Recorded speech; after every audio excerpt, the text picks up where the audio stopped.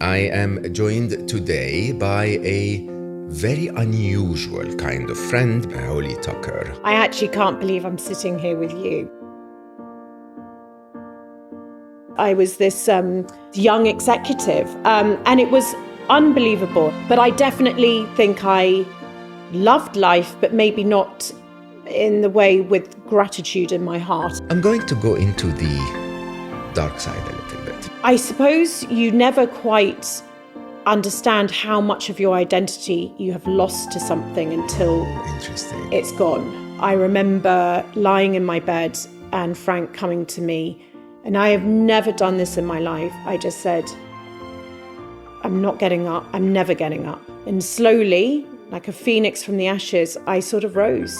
Step by step, I would open my mouth and I received love from others.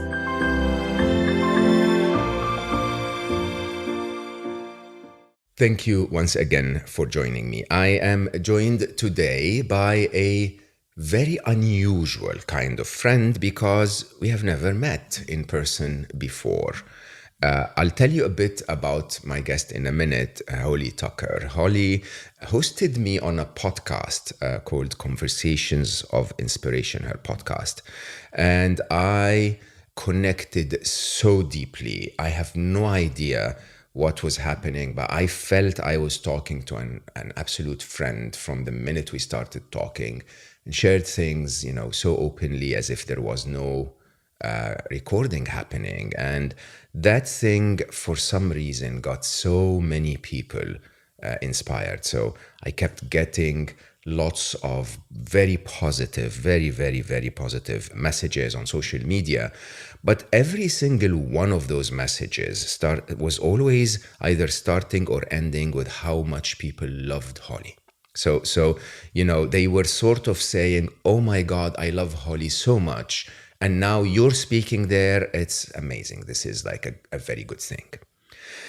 In any case, what ended up happening is that I started to stalk her, as I always do. I started to learn more and more about Holly Tucker. And it turned out that no, she's not a podcaster. Holly was one of the very early, incredibly successful female entrepreneurs at the time where Amazon was just a bookstore, basically, and eBay was trying to create something to start with.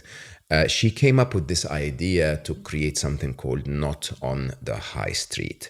As a woman entrepreneur at the time in a tech venture, very much as a feminine woman entrepreneur, sometimes emotional in her approach to things, very visionary, very creative, VCs sort of dismissed the idea. It's like, who needs a crafts place online, she said in one interview.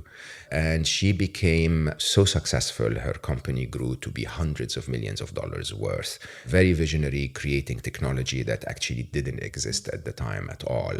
And none of that really matters as much as the story of how she did it and why she did it and what else she did with her life. That really intrigued me. And so, as you can imagine, Holly now has another company, Holly & Co. We may talk about that a little bit. But also, she's been named an MBE in the UK for her achievements.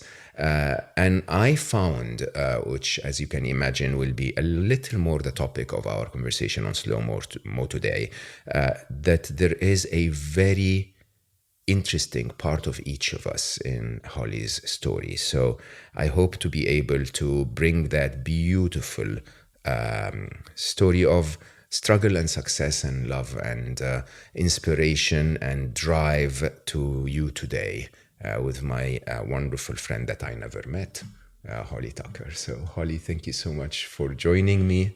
Well, thank you. Thank you for the interesting connection. I have to say, I felt so deeply connected since we spoke and we kept texting.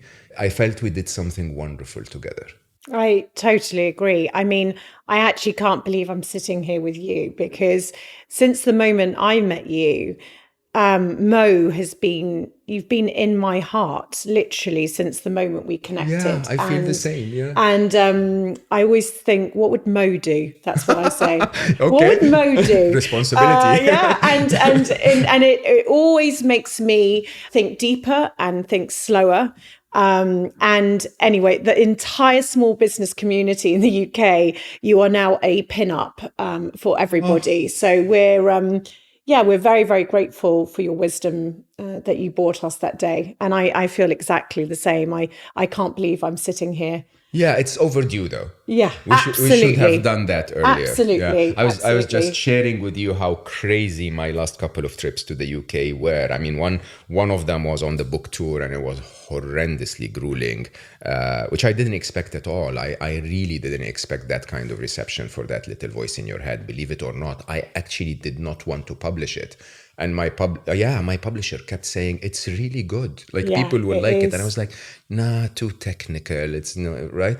And it really, really got a very, very big reception. And then the other trip, I disappeared in the middle of wilderness. Which has been a fascinating conversation. Yeah, isn't it? I mean, most of my listeners will know 42 days in the middle of nowhere, then extended to 50. And I absolutely loved it. But now there you are. And now you've reassured me that what I thought you were is you. Good. Thank goodness for that. Yeah, but I have to start by asking you, you are not like the rest of us, at least not your childhood. You were a workaholic when you were 7. Mm-hmm. Yes, I was. What was that? I don't quite know what that was. I think it was a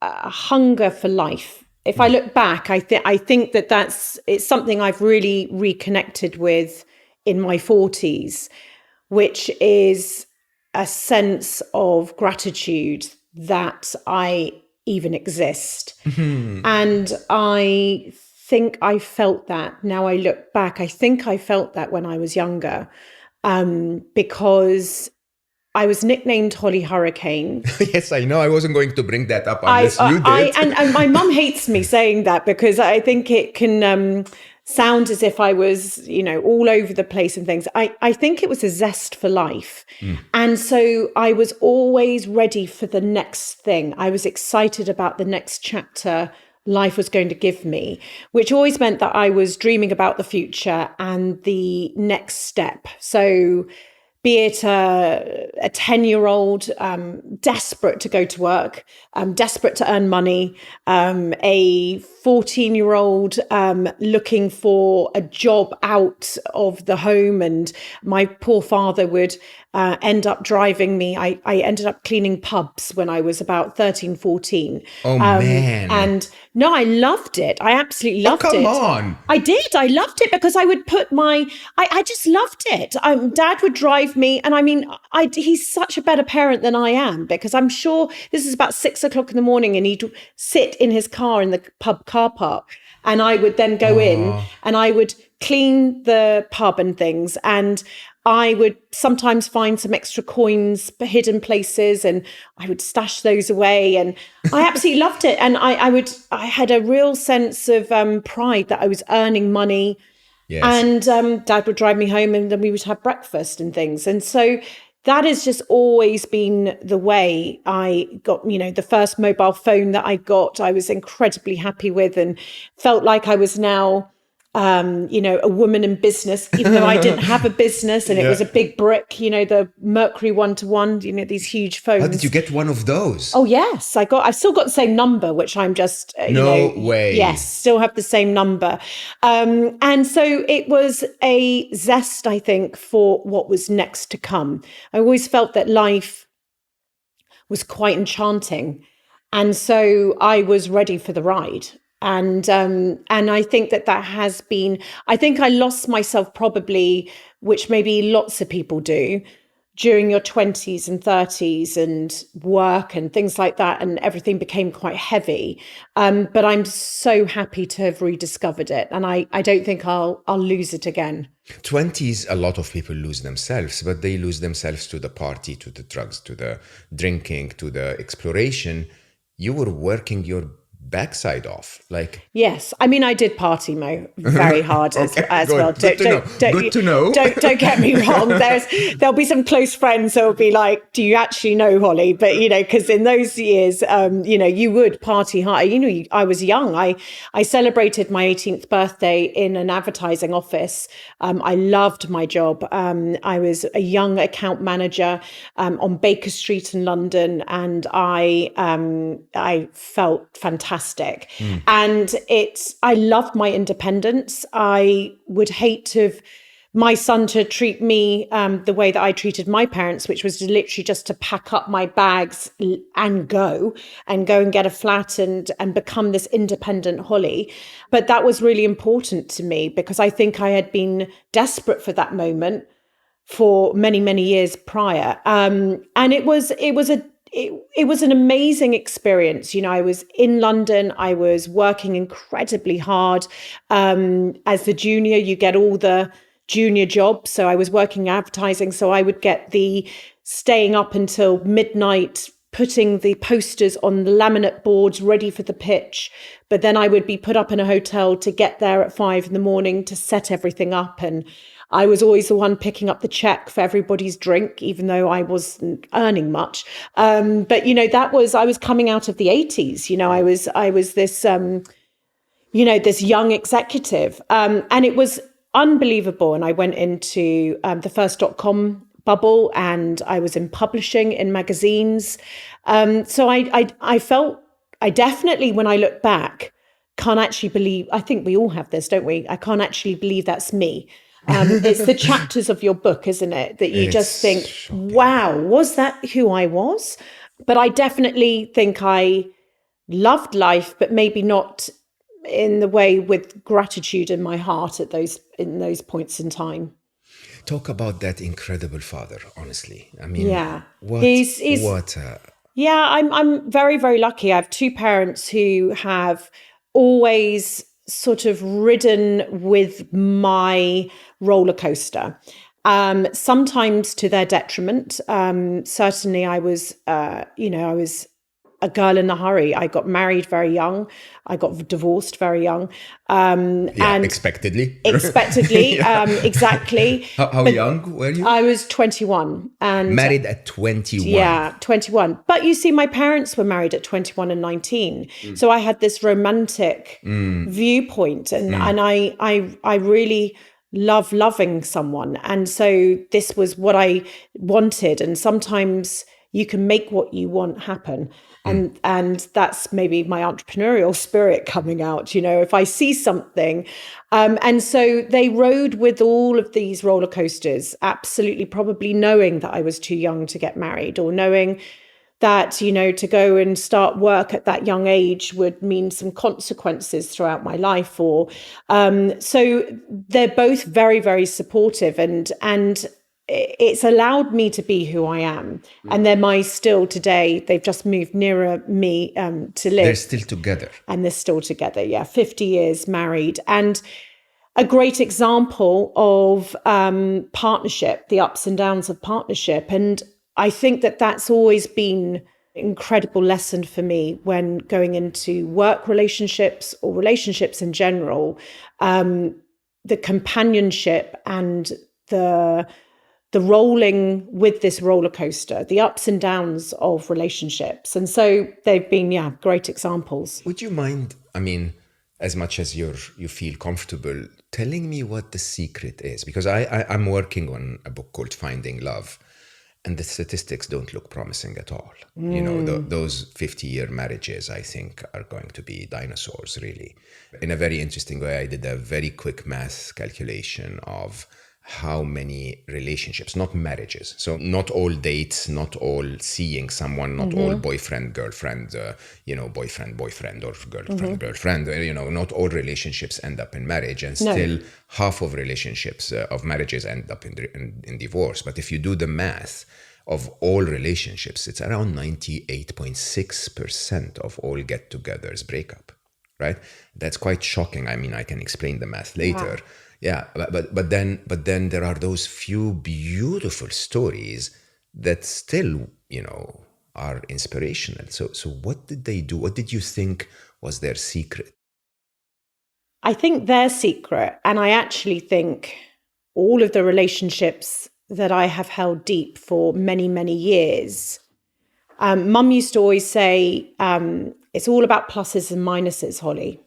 Just make sure you have more pluses in your relationship than minuses, which actually led to the notion that no relationship is just pluses. Of course So, not. Yeah. but you can get to that point potentially of, and especially in today's society and everything that we're viewing and all consumption of everything, is that we can strive for better continuously.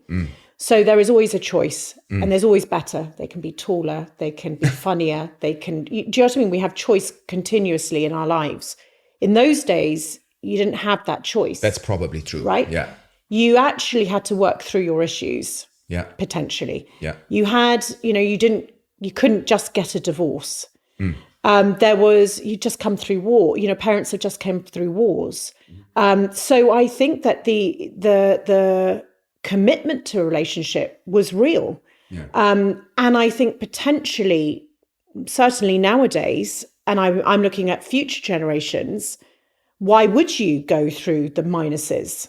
Because quite frankly, your minuses, I'll take it and leave it. I'll go and find some better pluses, because you're on a continuous quest for better. And I think that the word settle is a bad word, potentially. Never settle, never settle. I actually think settle, because once you do find somebody who sees you for who you are, pluses and minuses, and you see them, and there is a bond and an understanding that this isn't going to be easy, but I want to take the ride with you, then actually I'll settle, because I would rather that than a continuous world of search and euphoria and then disappointment and all of those things that come with finding love. So my parents, I think, definitely have shown me their ups and downs. I've taken it into my own relationship I'm married now, very happily. After 18 years being together, we got married in lockdown. My son, who's turning 18, was best man. And actually, for myself and Frank, we too have that understanding that we're on a journey together. We happen to be now married, but actually it's rolling with the minuses to look forward to the pluses. And actually, settling has been the best thing that we've both ever done, because now we can have partnership and company through our lives. And I think that that's something I really, really hope for future generations to do. I worry that there is just too much, and I think it's not going to be great for love. I think I'm going to quote you word for word, actually, in this. I mean, it's quite interesting, because I don't use the word settling as much as I love the words of there is more pluses than minuses. I think the main assumption is that nobody's perfect, right? Yes. And that you're never going to end up finding someone that has all of the pluses and none of the minuses that you seek. I mean, statistically, that person could exist, but if I do the mathematics, it might take you 200 million attempts to find them, right? And so if you're very lucky, you could get the answer with the first roll of dice and you get that person, but not everyone is that lucky. And so maybe if you get someone that's 80% of the way there and the minuses are not that annoying, you might as well enjoy that. And now the other side of it, when, in my 28 years with Nibel, my now ex, which I consider a massive success, it was that the partnership became higher in its position than romance, if you want, right? Yeah. Where basically we had that joint project together that was called Ali and Aya, and to Ali and Aya's happiness meant a lot more than, how messy I was, for example, which upset her, or how emotional she sometimes became, which, was a little alien to my very highly organized mind at the time. And when you look at it, those things become smaller and the other things become bigger. Those little crumbly two creatures became bigger for us as a project. And I think that got us to stick together. Can I ask why marry Frank? I mean, if it's 18 years together, what's the difference with marriage? I think that... Is he a nice guy? Yeah, he's a really nice guy. I just wanted you to hear this, Frank. Yeah. He's a really nice guy. I've actually known him since I was 19, but that's a long story. But and he came to my first wedding. So he has known me all of my life. And actually and I love your word, the partnership. And when I said settling, I think that, if you go to a Pinterest quote, never settle, petal, is like ringing in my mind. And I mean settling from a very peaceful point of view. It's a very accepting. You are absolutely content with being exactly who you are, and you know that the other person sees you fully. And so I think that's actually one of the most beautiful things. We decided to get married because I think we both needed to get married. We'd spent 18 years together through turbulent times. He was in a high stressful career, and I was building Not on the High Street. And we had a son who was 3 months old when I started Not on the High Street. And for anyone who's ever tried that, back in the day as well, right? Back in the day, this is not today. There isn't, there wasn't access to funding. You couldn't be whether you like the word or not, mumpreneur. The fact that you had a child as a woman entrepreneur CEO was not a good thing. So actually you had to hide everything, hide all emotion.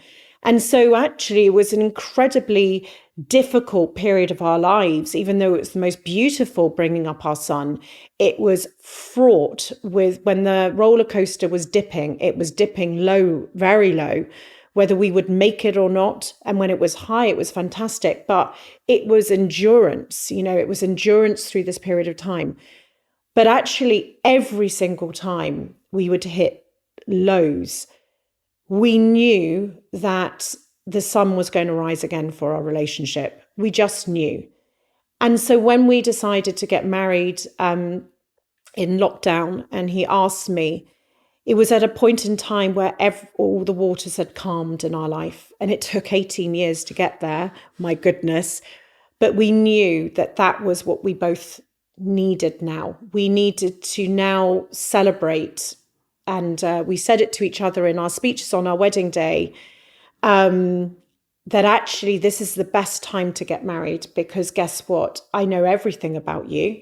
You know everything about me. Yeah. We have gone through the ringer together, and we still want to get married, which might mean that we're more in love than ever.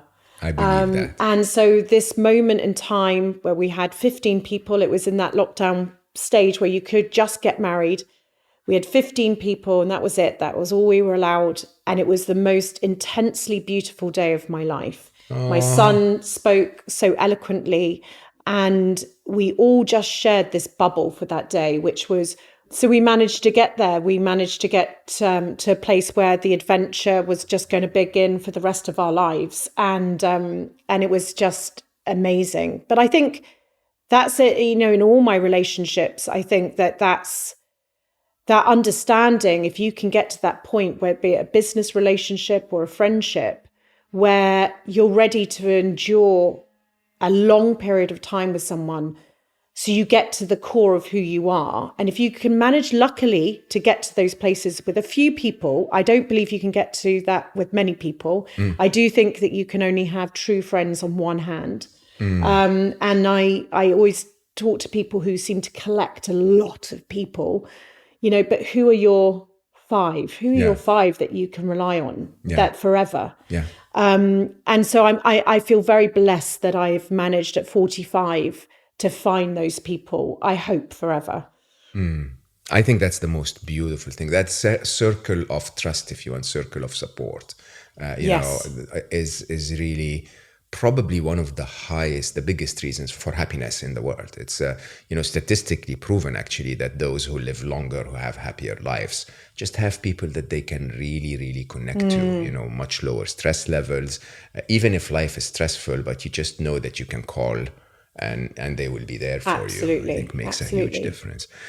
I want to talk about that experience of being a woman, and in a very interesting way. As I got to know more and more about you, I think this is what really, really, elevated you more and more and more in my perception.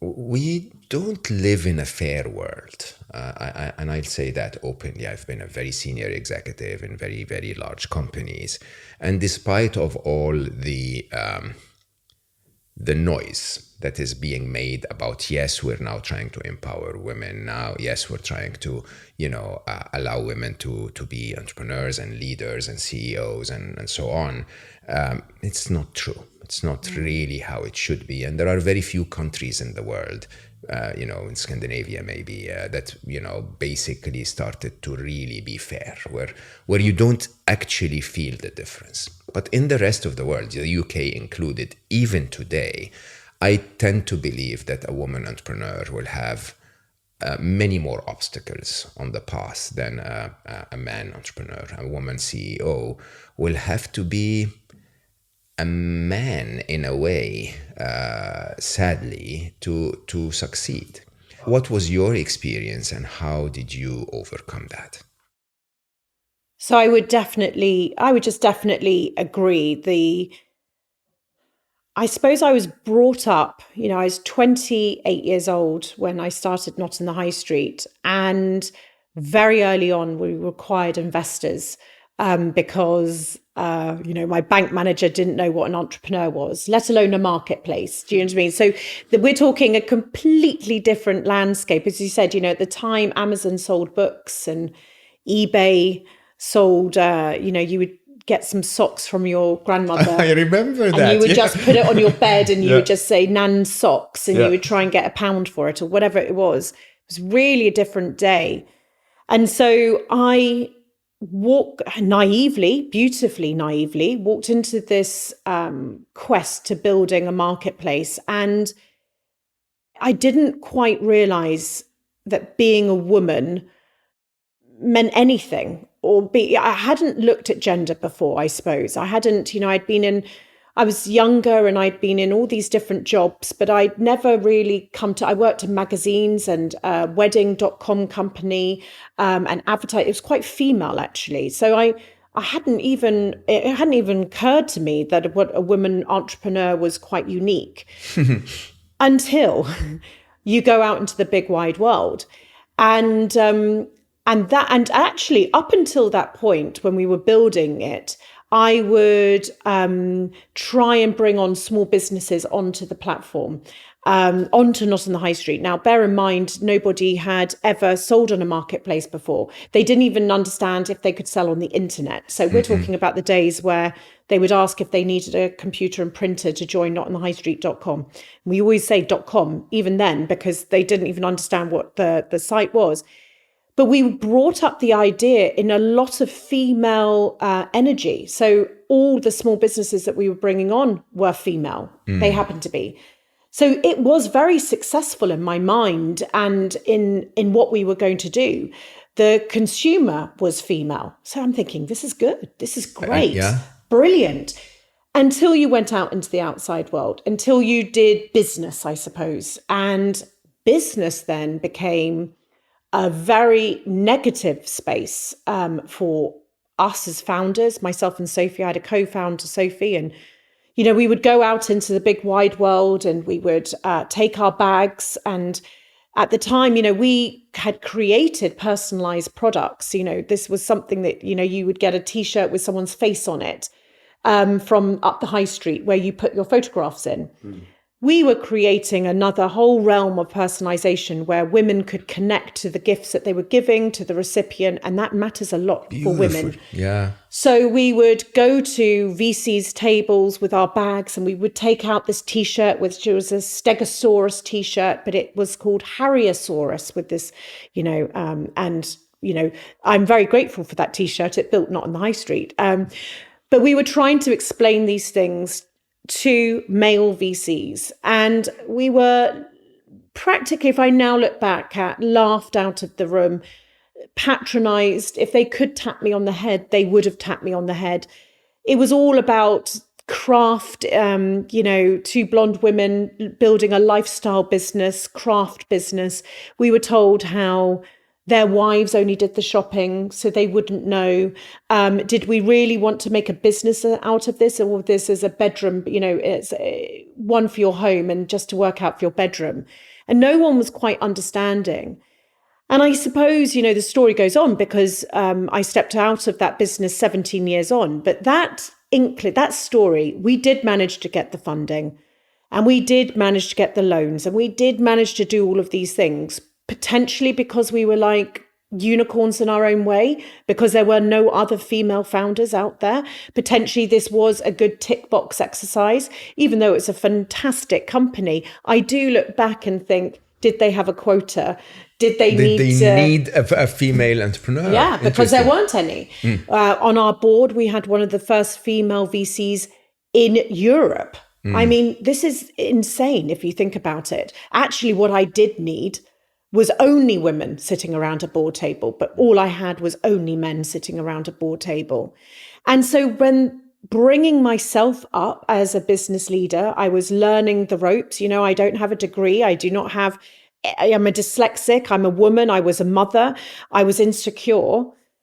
I was brought up through this world. And so it's only now that I look back and I think about how it was incredibly difficult to be a woman in a man's world in business, to be labeled a tech entrepreneur. I didn't want to be labeled that, but that's what people needed to label me as. I found myself in the sort of dragon. There's a program in the UK, Dragon's Den. I found myself in the same blazer and skirt and dress and the high heels and really restrictive underwear so that I could pull myself in. I would have my PA run after me. I would go for a ladies' break in between my meetings and she would run after me and she would brief me in the loo. Wow. And I would think, this is what it's about, right? Yeah. I was turning into a she-man, right? I was turning into what was required, what I perceived to be required as a leader of a business such as Not on the High Street. Because there was no space for the creative, soulful Holly. Maybe I didn't even know. I know that she was there, but I didn't have any space to allow her to exist. But you see, I find this very, very, very unfair because every entrepreneur has to pay for the success of their business with their effort and thoughts and tension and stress and so on. That's known. But for a woman entrepreneur, she also has to pay for it with her identity. You also have to give up on who you are as a woman. The idea of a woman being one category is not true at all. But, statistical correlation will say that you will tend to be more creative, you'll tend to be more playful and fun, you'll tend to be more empathetic, you will be in a business that actually needs that, which is to curate the beautiful things that other women will want to buy. And, there is a massive amount of talent there, a massive amount of qualities, as I call them, and attributes of the feminine. But then because the money and the business decisions and the board members even today are, concentrated mostly in the hands of men that have made their money by being hyper masculine, it's just so unfair. It's, and what is the answer? This is not the case with Holly & Co now. Well, that's where I'm thinking the answer is and why I built it.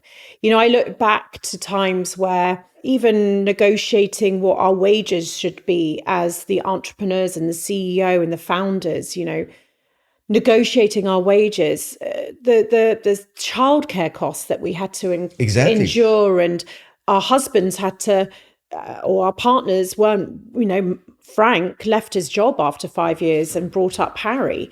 We were one income, still are today, one income family. And actually the times that I had to bring Harry into the office and there would be a meeting and I would, sneak him under the table and he would sit there with his DVD player and his Wotsits and his Ribena. And it was like, please, you can't, bless him. Obviously with my female staff, and we were wonderful. But when it was serious, please, we can't see you, can't hear you. I can't talk about having childcare issues. And you think about that. You think about every day, 7 days a week we were working. You think about what we were giving. And as you said, very slowly but surely, I gave away my identity. I gave away my heart, my soul. I became colder as a person. I definitely did. I became harder. I would turn to, my Friday evenings to be the only thing that I would look forward to. I would just exist. And actually now, when I got to the stage where it was the transition between myself leaving Not on the High Street, which is obviously a story because not many people talk about the breakup when they have with their... I will. Because it's hell on earth. It really is. It's like literally being told to leave your child. Really. Yeah, absolutely. Yeah. Grief and bereavement and also leaving a child. Exactly. These are some of the things that came through. But with Holly & Co., which I look at Iris Apfel as a pin-up for myself. And I say to myself, if I can work until I'm 90 doing what I'm doing today, Mo, where I look at building business, doing what you love for myself, but for others, where I'm actually asking people to be the fullest version of who they are. If they're wearing tight underwear, to do so, get it off, to wear the glitter trainers, to express themselves creatively to the fullest extent. And that is who I am today. I am your champion. I am your cheerleader because I know what it feels like not to be that person. And I feel like I'm going to build better businesses now that I'm fully Holly. Then maybe my journey of discovering, you have to go through it, don't you?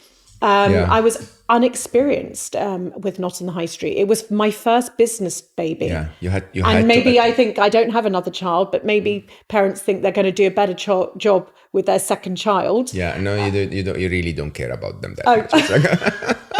It's like, the first child catches a cold and you're like dying, like what's going on? Yeah. The second child, drops from a trampoline and you go like, get up.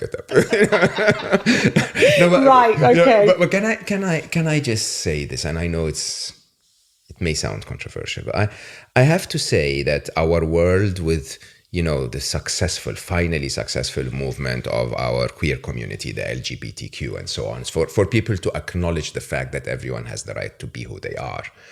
I think we have not scratched the surface, actually, on empowering women to be who they are at work. Okay? I don't think we've scratched the surface on other components of equity in our world. Like, me being a Middle Eastern, I have to admit to you, for many, many years in my life, I would bring the similarities to my work. The fact that I'm a father like my fellow American senior executives at Google, the fact that I'm a mathematician like my fellow heads of engineering, and, the idea that I didn't really never wanted to bring up the differences. Hey, I'm a Middle Eastern. I could be a terrorist. What am I doing in the boardroom? And I think our world needs to start thinking differently. Like, what is wrong with us? In reality, no, and I say that with respect, but no male, hyper masculine male, if I can use the word male, but mainly masculine, a human can build Not on the High Street. Etsy cannot be really, really viewed as a masculine business. You can't, No, I don't think a man could have ever, or a masculine person could have ever written Harry Potter, right? It's the reality of humanity not respecting that this difference is so beautiful. Absolutely. What advice would you give people today? I mean, you're going now to small businesses and saying, wear your sneakers. Don't believe in that bullshit, right? Yeah. I've taken up a role which I'm blessed to have as a cheerleader. And I'm leading with cheer, and I'm trying I to love that. trying to lead in a way where I'm being vulnerable and open and letting people know that this was my journey, and I've now discovered myself again, and I am exactly who I want to be, and I am going to build magnificent things through who I am.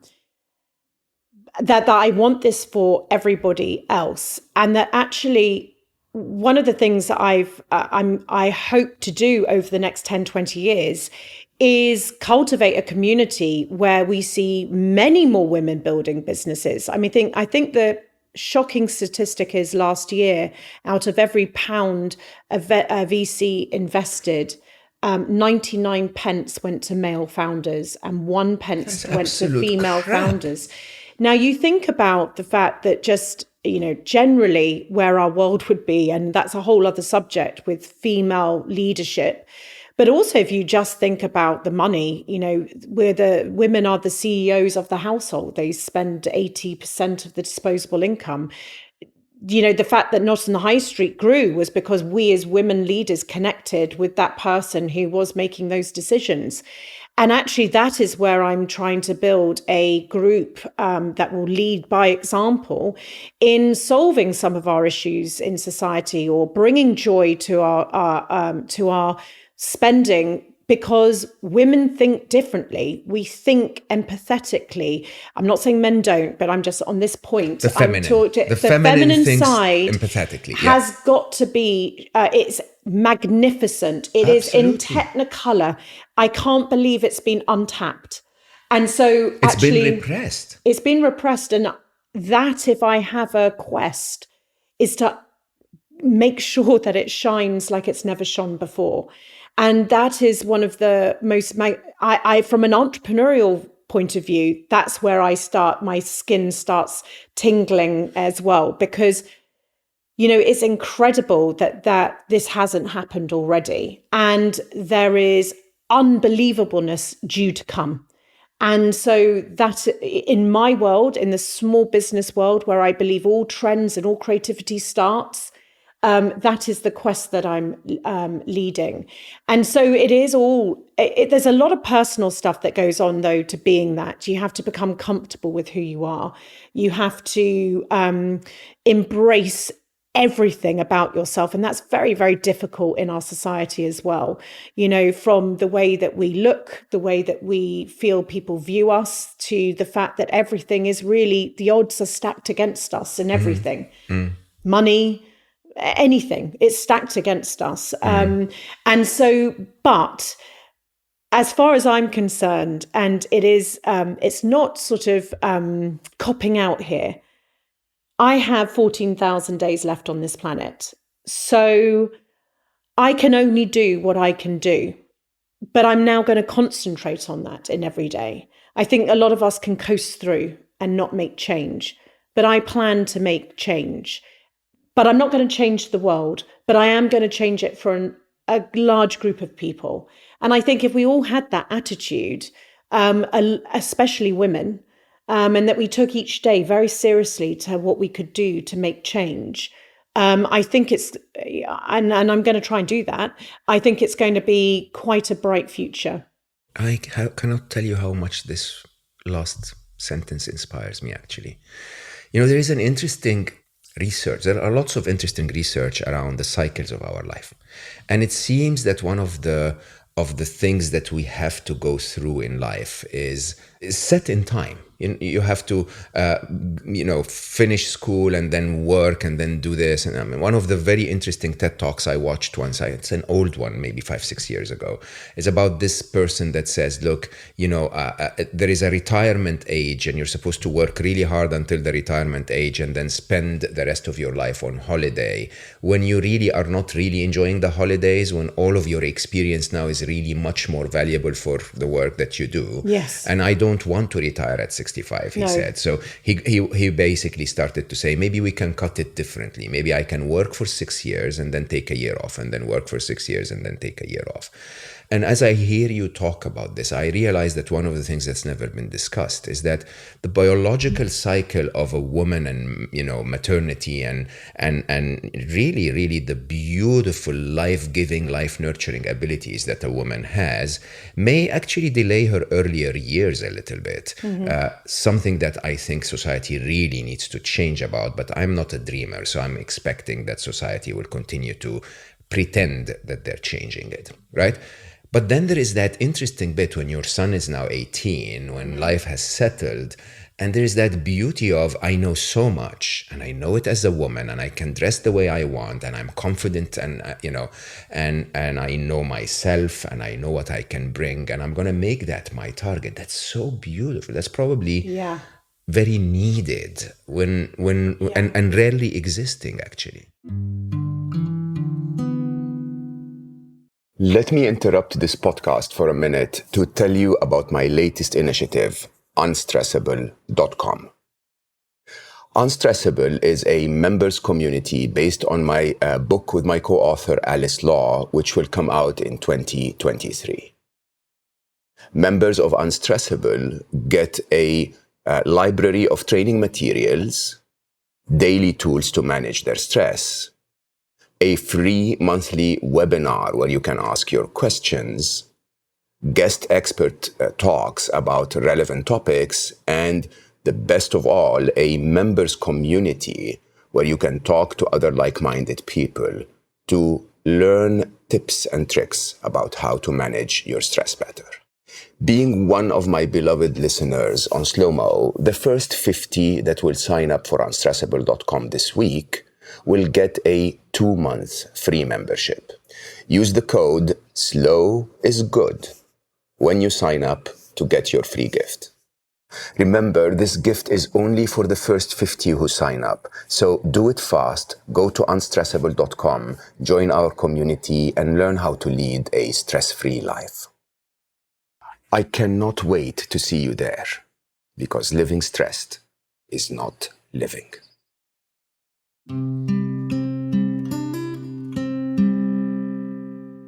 That is, if I think about my next 20 years, the 45-year-old woman and the next, let's say, 20 years of her life is my quest.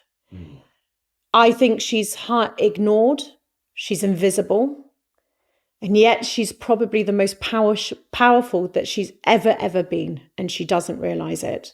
Yeah. Or she does realize it, but no one's given her permission to use it. And that, along with building business, that makes me as excited. There is something about this that has to be unleashed. Absolutely. Unleashed, because I have never ever met such a group of people than when you find a woman who might have gone through parenting, as you said, and has got to another stage. She's gone through her career, and whether there's a ladder or not a ladder, she's got to this place. And it's this point where you're making that decision. Is this the rest of my life? Do I actually want to do this? Potentially you're in a financial situation where you can make some changes, or you can downsize, or whatever those things are. And we are living longer. And actually that means that she's got as much time as in her early 20s when she was building her career, having her children. She's got that all again.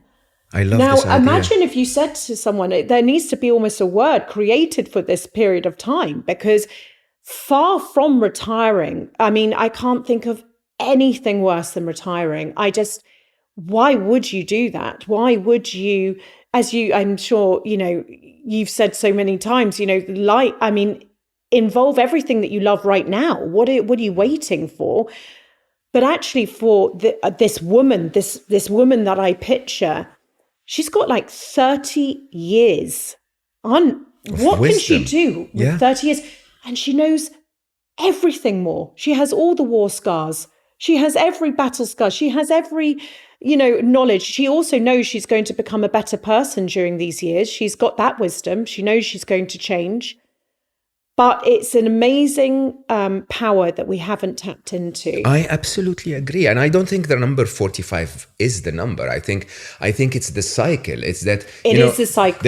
If you've had your child early and now you're in a different stage, Correct. Then jump in. If you're Correct. 38, it's fine. It is a right? cycle. You're right. It's a stage. Yeah. And I mean, I lived that with my wonderful ex, which, I always speak of her as the best woman I've ever known. When Ali left our world and Aya went to university, and Nibel had originally dedicated her life to the kids. She's a computer scientist. She's very, very intelligent. But, that little crumbly thing called Ali just enchanted all of us. It's like, this guy is going to take all of the attention. Then Aya joined, and we split the attention between them. But then, she decided that she was going to start and be a businesswoman for the first time in her life. She must have been 45, interestingly.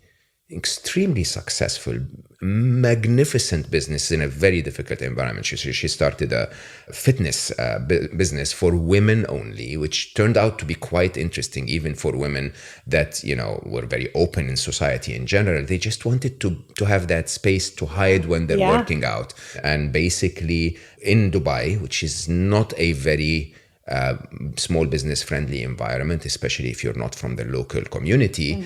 And incredibly successful. Still today, I think Motion Fitness Center is 10 to 11, and she's surviving, she's thriving, she's giving an environment for women to get together. And I actually see it now, and I understand it fully after what you said, that basically it's that phase ended and a new phase now starts, and most women don't jump in. Perhaps it is the best thing we can do. Yeah, absolutely. And that's my North Star, I would say now. So what are the pitfalls a woman wants to start today? I think we're both encouraging everyone to keep trying, right?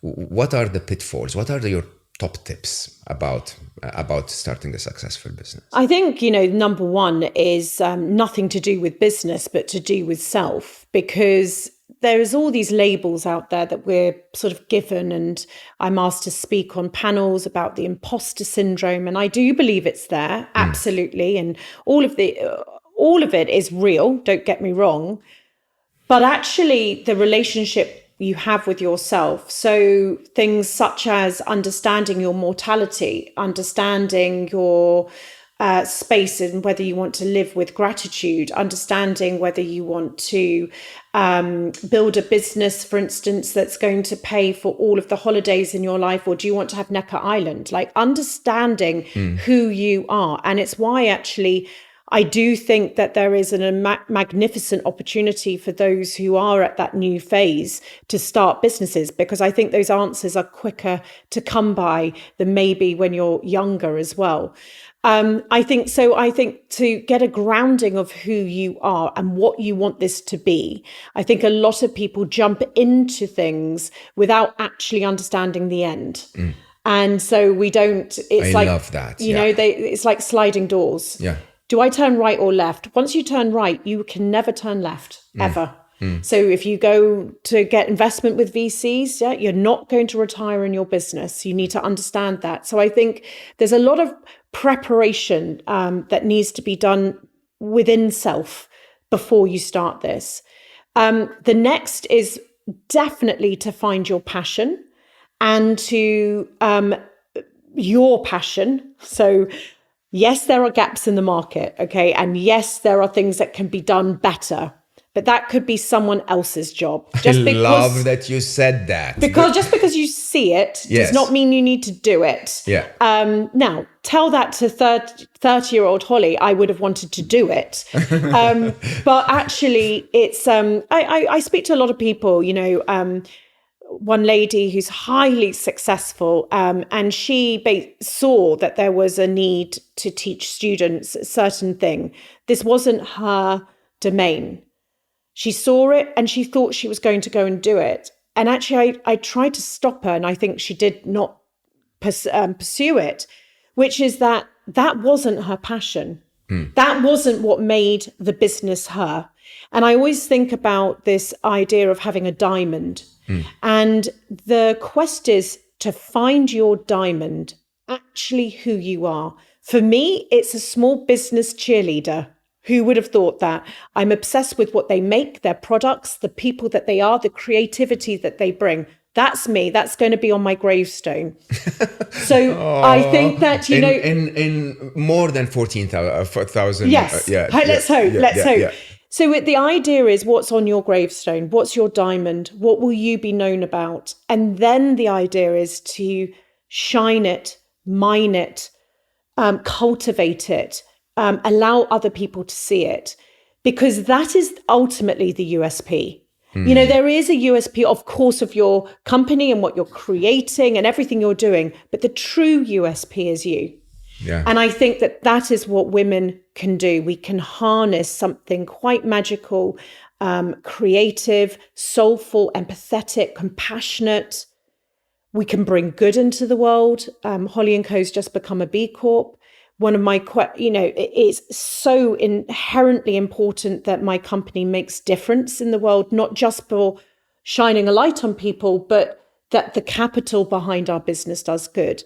So I think that this just happens for women if they allow it to. So finding that diamond and being confident with your diamond is absolute paramount. And then I would say the last thing is something that I'm still doing, which is understanding that this is only about the journey, that everything about Holly & Co. is only about the journey. And whereas my first business baby, with the fact I turned right, gained capital the way that I did for that company, it was only really going to be about the destination there. And so what I'm very much looking forward to with Holly & Co., and why I will not, it will always be founder owned, is that this allows me to plot a journey that is full of adventure. Because this is it. This is all I've got. And I'm not doing it again. And so I think that that's a highly important thing that we need to recognize. Today, recording this podcast with you, last night I said my blessings for this opportunity, because actually this will be a moment in my career that I will look to as one of my highlights. This is all about today and and the journey that I'm on, and so I think that that's a really important thing. I think that business has been given, why Holly & Co. is about bringing colour to grey. Bringing colour to the world of grey business, is that business is very grey. It's perceived really as grey. It's kept as a dark art. It's all these sorts of things. And so that is what I hope for women. I mean, you do realize it is actually quite feminine to have an endless journey.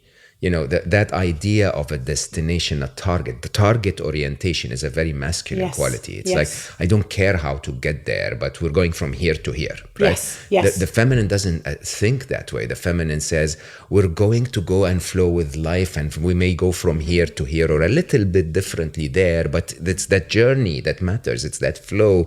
It's the action orientation. I'm going to do things in a specific direction.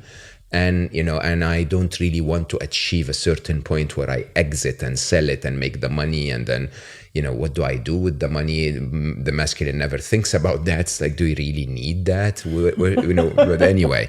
I never thought of it like that, but it is true. Yeah. It is I mean, true. I've been doing a lot of deep thought about the differences and the gaps. When you talk about gaps in the market, I'm guilty. I went into the workspace myself. I'm literally dead center. Actually, I'm probably more feminine than masculine, especially today that I empower that side of me. I became the master of all the masculine qualities. I just mastered them. It was what is needed to succeed in the corporate world. And so I became, totally results oriented, cutthroat, aggressive, pushy, analytical to a T, just dropped all of the beautiful qualities of intuition, creativity, playfulness, flow, empathy, all of those other sides. And I've been really researching the problem with our world. And the problem with our world is that we don't let a woman shine. We don't let the feminine. I don't ever want to use the word woman, because there are feminine men. I hosted here, quite a few actually, who will just change the way we perceive success. When you say I'm on a journey where I don't want to exit, that this is an infinite game, right? That's redefining success, because success as defined by the masculine is, when are you going to sell the company and make us all money? Right? And that's really making us all very short term in a way. I think the other thing that I probably want to tell to men, that because Holly's championing women entrepreneurs, is empower the feminine. I'll tell you openly that we have so many gaps of skills in our businesses that only a true feminine being is capable of bringing in. I love that I heard you once say that Not on the High Street was an emotional place. Can you tell me a bit about that? So in the masculine world of business, emotions are not supposed to be there, not supposed to be felt. They don't exist. Almost as the scientific method, would say, I can't measure them, so they're not there. But you built a place that was extremely successful and yet emotional. People would walk in and go like, hold on, this place is very emotional. We need to change this. Yeah, like, exactly. What's wrong with you people? Absolutely. It was basically I remember it was this moment where someone said, this is a highly emotional, I remember someone saying to me, this business needs to become less emotional, and you lead with emotion. Now this, at that point in time, remember, I'm running to the loo with my 14 meetings a day. I'm trying to be more masculine every single day. Absolutely. And also it goes back to when girls are called bossy or emotional, or she's crying again, etc., etc. So it sort of would go back to some earlier memories that actually it was all highly emotional. And at certain points in time, because my C-suite was mostly men, my investors were all men, I was being told, and I started to believe potentially, that emotion needed to be left at the door. Only now when I really look back, the entire building was emotional. Number one, it had 90% female employees when it was started. It mattered because everybody was working doubly hard for half the money. It was empowering small businesses like it never done before. These businesses were on 1000% growth year on year. These people were asking their grandparents to come and work in the garage to print the latest, Christmas sack, and they would be working all night, 24 hours a day. So the small businesses were highly emotional. We were emotional. And then we empowered our customers to express emotion. So this was a hotbed of emotion. And I had to wrestle with this, because if I could go back now, my goodness, this would be the holy grail that we would be keeping. Whereas I was tucking it away. It was a bit of a dirty secret at the time. Now I believe in what I talk about is emotional commerce. Is actually, I don't think that anyone does it very well at all. One of my party tricks when I'm doing public speaking is I will ask the audience to tell me about the company, women. Tell me about the company that you transact with and that you are emotionally connected to. And I've asked this question for 2 years now, Mo, and I have had not one company given as an example who have cracked it. Now, That has led to me understanding again for Holly & Co. That is my pursuit. Because actually, to have emotion involved in business, in commerce, in daily life, this is, what is it? 30, I fear saying it in front of you because you're far better read than I am, but 35,000 decisions a day, 95% of them are emotional. And yet we are brought up to build businesses with the 5% rational, that something's got to be, about the delivery or the cost or the price or all these things. And so actually, emotional commerce is my future. And with that 45-year-old woman in mind, how can we create businesses where I stay with you for 20, 30 years, I transact with you, you go through the journey of life with me, and I care deeply about this business?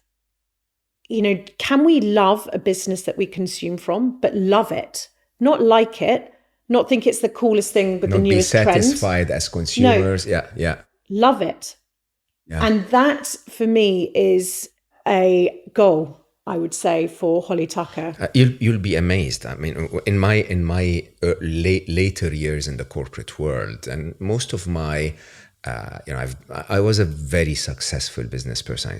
I sold deals that would never be sold, and I frequently got either my peers or my team asking, how did you do that? I mean, I recall, without mentioning names, a customer meeting where I spent literally 2 hours with the client, did not say a single word for the entire 2 hours.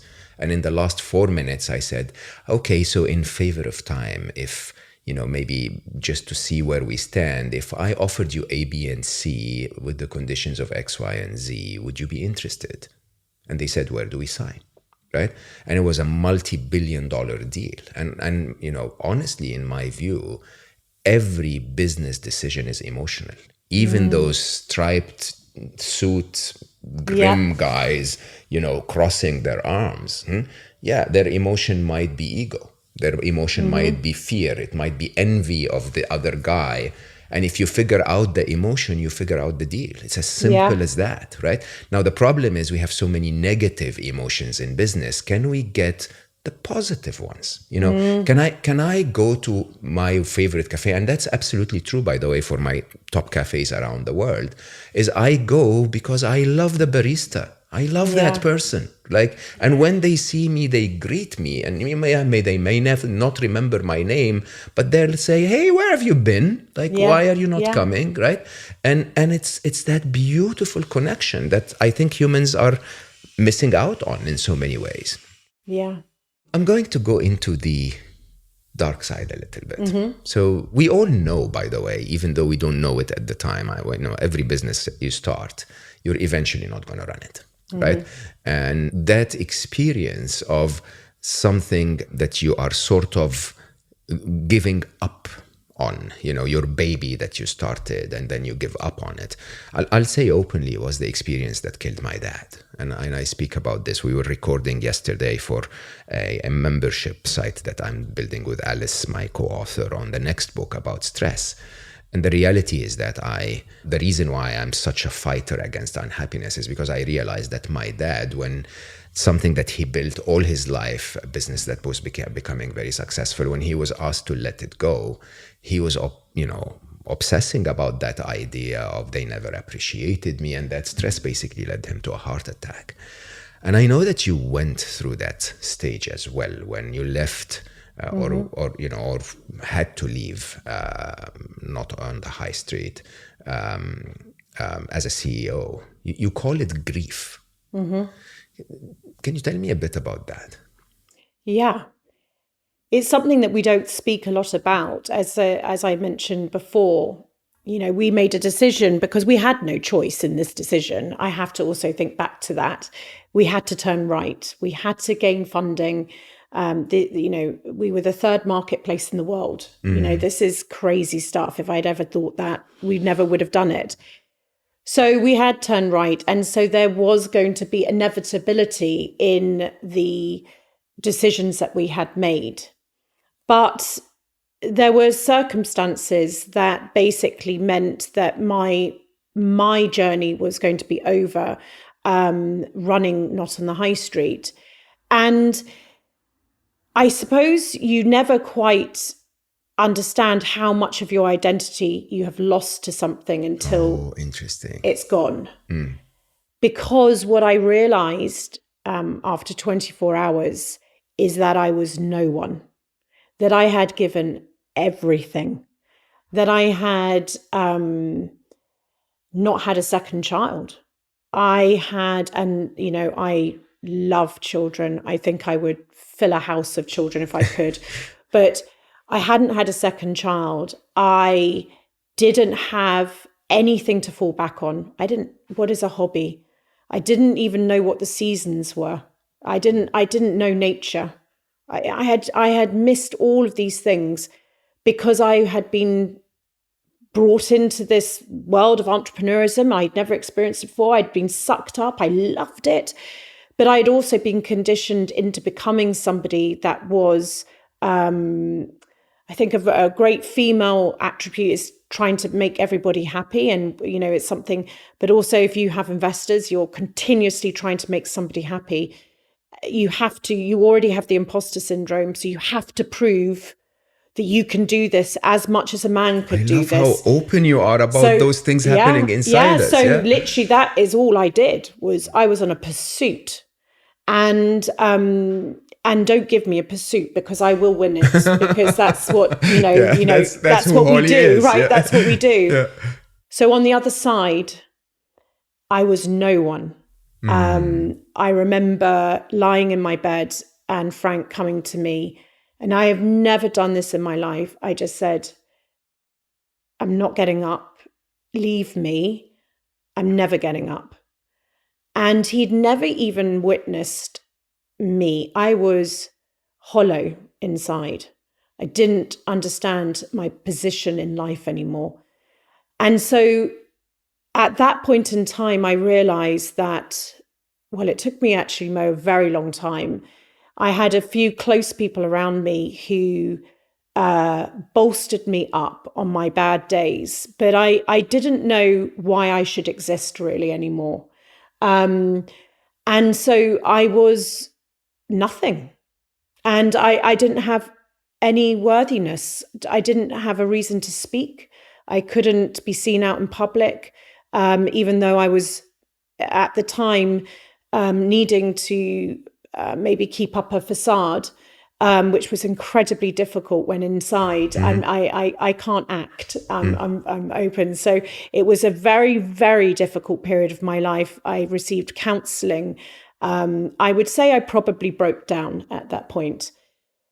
And then really over the years, it was the job of those around me and myself, but really those around me who said, you have had this experience for a reason. There is no one on the planet like yourself.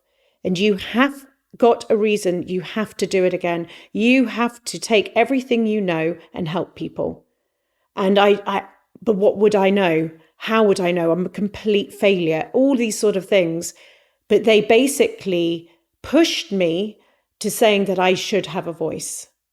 And slowly, like a phoenix from the ashes, I sort of rose.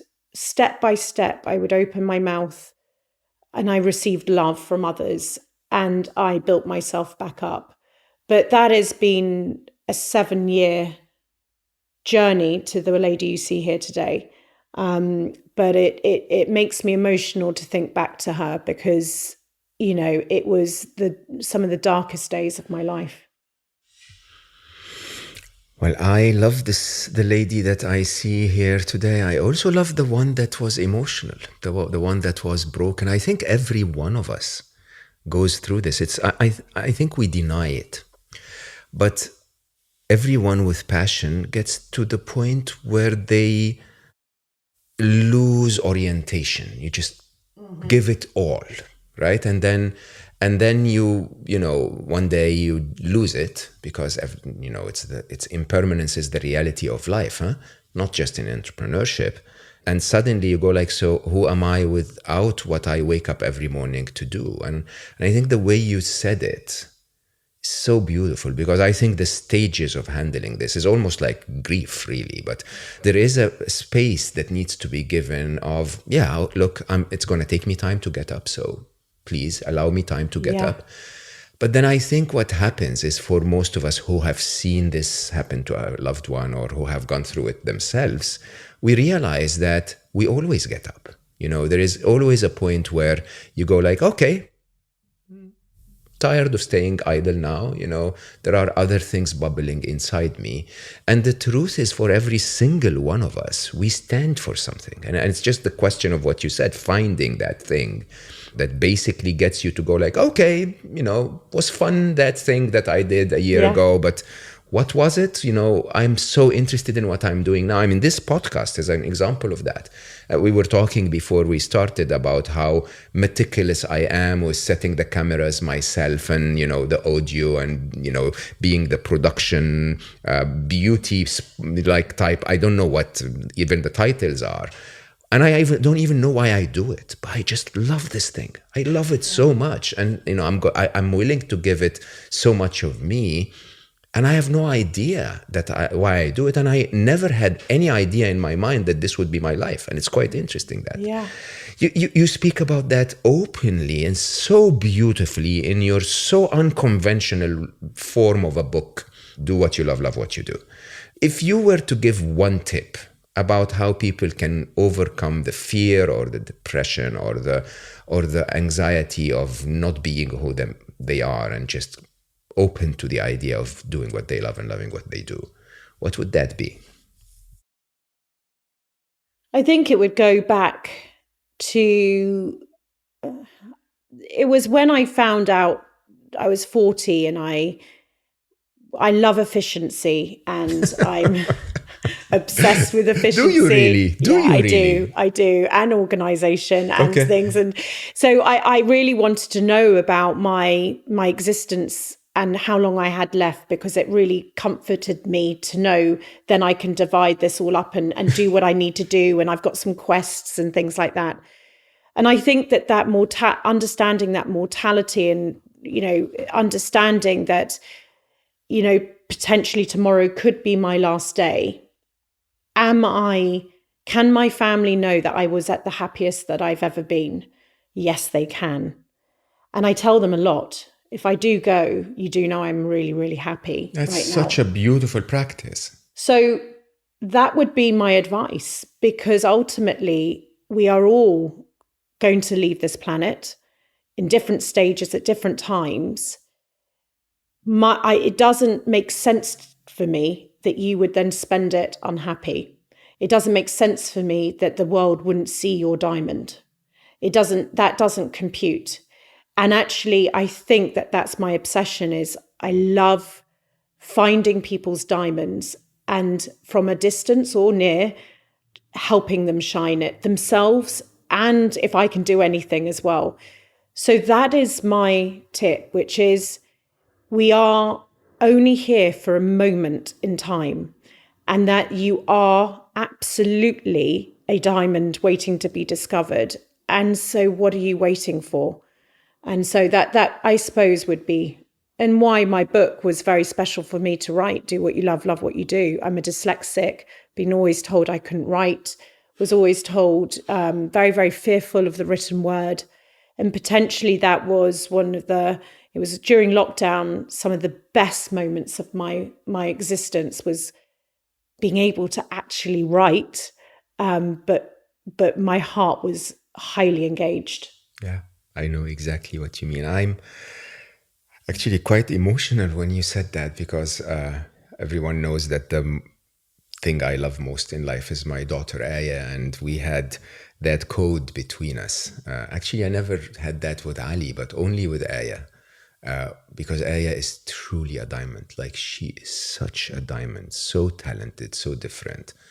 And I always played her Pink Floyd's "Shine On, You Crazy Diamond," and it was always the code between us that it's okay to be crazy, it's okay to be different, and that for every diamond, your real purpose, honestly, is to shine. Wow. And so you remind me of that. You've engaged my emotions quite a few times today. You did not disappoint, my dear friend. Oh, Mo, well, gosh, you're someone that really, there's few people that live in my heart, and I have to say you do live in my heart. And You in mine for sure. thank you so much. Thanks for coming all the way here. Thank you for giving me your wonderful time and your wonderful emotions and heart and your incredibly precious advice.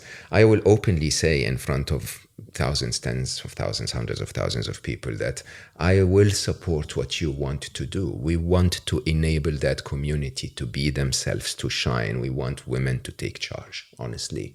It is what will change our world, not women. What did you call them? She-man?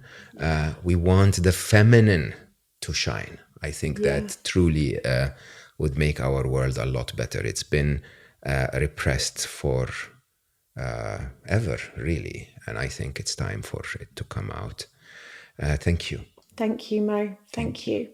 And for all of you, I hope you have enjoyed this. I know you have enjoyed this as much as I did. I think this is one of those episodes that you need to share. You need to tell others about the possibilities, about what we can do if we were to empower our feminine side, about what our feminine has to go through so unfairly in our world for them to succeed and be as big as Holly's amazing contributions have been.